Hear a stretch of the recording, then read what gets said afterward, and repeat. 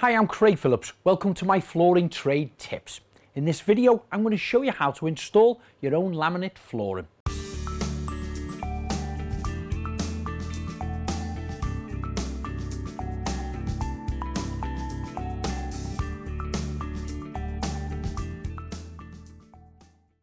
The tools and products you're going to require are laminate flooring, handsaw, set square, moist detector, rubber mallet, claw hammer, a tape measure and pencil, pulling bar, spacers, tapping block, spirit level, underlay and duct tape. But the first thing you're going to need to do is prepare your floor surface. Start by hoovering the area to remove any debris, making sure it's clean and dust free. Also check closely that there's no screws standing proud if it's a wooden floor. Make sure that the subfloor you're laying onto meets the humidity requirements advised by the manufacturer's instructions. Finally, place your spirit level around all areas of your floor to check to see if it's as level as possible, with no more than a 3mm height variation over 1 metre in length. So now the floor has been cleaned and it's safe to lay on, I'm going to start to roll out my underlay. Now this particular one I'm using, as you can see, it's the silver side one. It's 2mm thick. And it has a membrane underneath to stop any damp actually penetrating through. So I'm just going to place it over here. You always make sure that the coloured side is down. You can get a gold one, you can get a silver one. So I'm just going to tape them edges along here.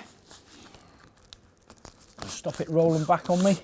And button it up almost to the actual skating board around this area. Bits of tape on there, hold it into place. Once the board is laid on top of it, of course, the weight of that will keep it down. So take it all the way to the end, and then you can either use a pair of scissors or a trimming knife to cut it snug into the skating board. Again, I'll take down these edges on here. You want to try to pull it not too tight so it stretches it, but of course you don't want to have any waves in it too much. So again, flush to the skirt on this side and button up the edges. I don't want to mount it over there and create a bit of a hump of any sort. So I'm just going to put a spot of tape on there for now to hold it into position. And once I've got this piece rolled out and cut, I will then put a continuous line of tape all the way down. For your last piece of underlay, repeat the process. Butt it tight up to the skating board, trim it down to size and run a continuous piece of duct tape where the two edges meet. Now you have got a number of different choices when it comes to actually underlay. Here's just a small example. You have a 2mm clear one, which is designed with no membrane on. You've also got a 2mm one with a silver foil on the back, which has a membrane, which is going to help with any moist that may be in the ground. And then you have the gold one, which is a little bit thicker, that's 3mm, and that also has the membrane on there. This helps if there's a few more little blemishes in the floor that just needs riding out. You have a thicker underlay. Now, setting out where you place your first laminate board is quite important because that dictates where the rest of them are going to go. I've only got a small area here that I'm going to cover. Your room at home may be bigger, of course, so you'll have to take your own measurements. But a normal starting point, you would start in the one corner. You can trim off the little small edgings on there, and it can almost go butt up into the corner, leaving the 10mm expansion gap. But we'll go into the expansion gaps later. Then you would put your second plank, of course, clicking into position. And if your room at home is bigger, so on with your third, fourth and fifth board. And then when you come to the end wall, you're going to have to make a cut on one of the planks. Now, as long as that last piece exceeds 200mm, that complies to the manufacturer's recommendations on there. So you could have a cut off maybe half here, and that's all fine. The off cut of this one doesn't go to waste. That then gets brought down this end, and it becomes your start plank for your second row. Now this could be about here. And then of course you will continue them on.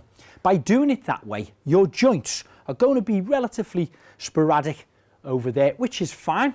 The floor's still as strong as it would be. However, I'm going to show you a different way of laying mine because I have only got a small area here to cover. First of all, I'm going to find the centre of my room here. So I know my overall area across. I'm going to put a little mark here at 1220 millimetres. There we go. That's my centre point. Now I could start one here and click to connect one here. So my joint is spot on in the centre of my room, which would allow me a small cut off either end of there, only very small, a couple of inches, which would just be waste, of course. Then my second row of boards, I would take a plank. I would aim to get this plank here exactly in the centre of there. So I do that by measuring this plank, which is 1290 millimetres, which takes me 645. Quick little mark there. I'm going to offer that up so it is in the centre of the room, which then gives me my sizes for my first cut here, because remember, we're always working from one corner across that way as we're laying. So my cut here super exceeds the 200 mil recommendation, so that's fine. It's actually going to be 580, and of course we'll allow for the 10 mil gaps. The offcut of that will actually be big enough for my end here, again with a small little bit and a cut waste off. By me setting it out like this in a very small area makes it more economical on the actual wastage itself. But of course, you at home, depending on what size room you have, you'll have to do your calculations yourself. But whether you're keeping all your joints symmetric like this to make it look aesthetic, or you're staggering them like the first alternative I mentioned, with the offcut at that end brought down here to start this second row, as long as it exceeds 200 millimetres. Once you're satisfied with the layout of the width of your room and the size cuts you're going to have, then you've got to work out the actual length as well. I'm okay to start here with a full board, but you must work out when you go the full length of yours, the end cut must be more than 50 millimetres. Again, it's a manufacturer's recommendation. The way mine works out, I'm going to have 8 full boards, and then my cut, I'm looking at around about 70 to 100 millimetres, and of course I'll take off the expansion gap on both ends. Your planks are easy to cut with a handsaw, but if you prefer to use power tools like a circular saw or a chop saw, it will make the installation quicker. Now I've got a couple of offcuts of the laminate flooring here, and I just want to show you closely how the click system works. This board, a full length of course, is laid flat on the floor. The second piece is interlocked in about 20-30 degrees and simply wobbled and clicked down, gentle tap either side, and it pulls that joint together perfectly. So this will now be my first piece with my 10 millimetre expansion gap there and at the back, and then the same again to cut this piece. Less 10 millimetres, just 12, 15.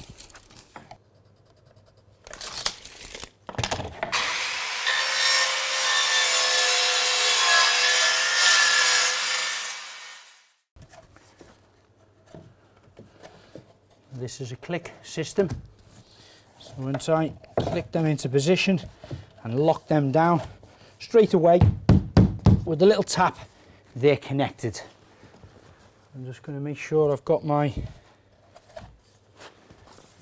expansion gap either end and along the back, and then place my wedges into position. These wedges can be adjusted when they're slid up and down if you have some discrepancies in your wall or your skirting board. Sometimes the room that you're laying in may not have the skirting board in place and your plasterboard might have a little bow in it. These can be adjusted to get your gaps that is required. So the cut that I put in for the second row is placed in here. The offcut of it will do the opposite end. However, I'll place this in position first into the click system method. It just slides in position about 20 or 30 degrees, butts up to this end piece. You lie it down one gentle tap, and then you can use your tap and block to place just over the edge and gently tap. Which leaves me now with my offcut off there. That click will connect into there. It needs trimming off that end. So I'll take my measurements from here. About 5, 6, 5. So again, I measure it from the click edge, 5, 6, 5, onto here.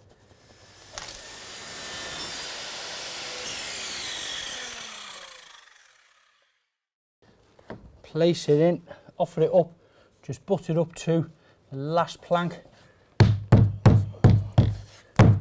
Gentle tap into position, and it's perfect. Gentle tap with my tap and block. You can place your pulling bar on the one edge that's cut, place it on so it hooks into position, and then give that a gentle little tap. And it completely clicks together. So that's my first 2 rows now in position. My third row is going to be exactly the same as my first row, and so on with the second row will be the same as the fourth row. Now, one thing to bear in mind when you're opening your packs and you're starting to lay down your floor is to have a close look, because every now and again you might get a repeated pattern in the actual planks. Now, this varies in different manufacturers, different type of packs and flooring, but it's just one thing to bear in mind when you're laying them. What you don't want to do is actually put 2 the same right together. So there's an example there now. Them 2 panels are literally exactly the same. So have a good sieve through. This can vary in different manufacturers, different size packs, etc. And if you do happen to come across 2 the same, just simply space them out in different areas of your floor. Laminate flooring really is a quick and easy way to change the look and feel of almost any room. Please do check the full manufacturer's guidelines before attempting your installation, as some flooring products may require slightly different specifications.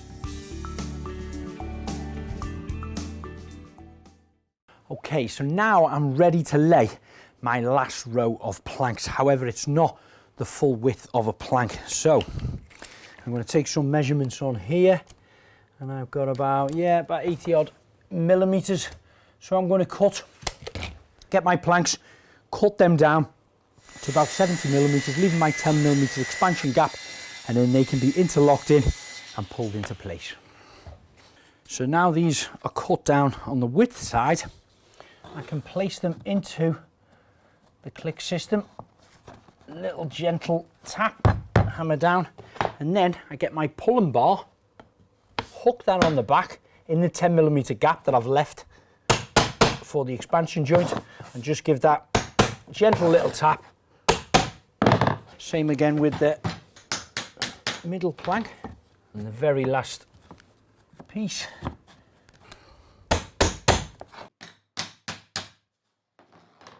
And that's my final plank now installed on my laminate floor.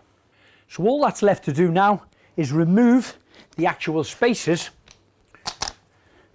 and cover your 10 millimeter expansion gap. And you can do that with the Scotia bead.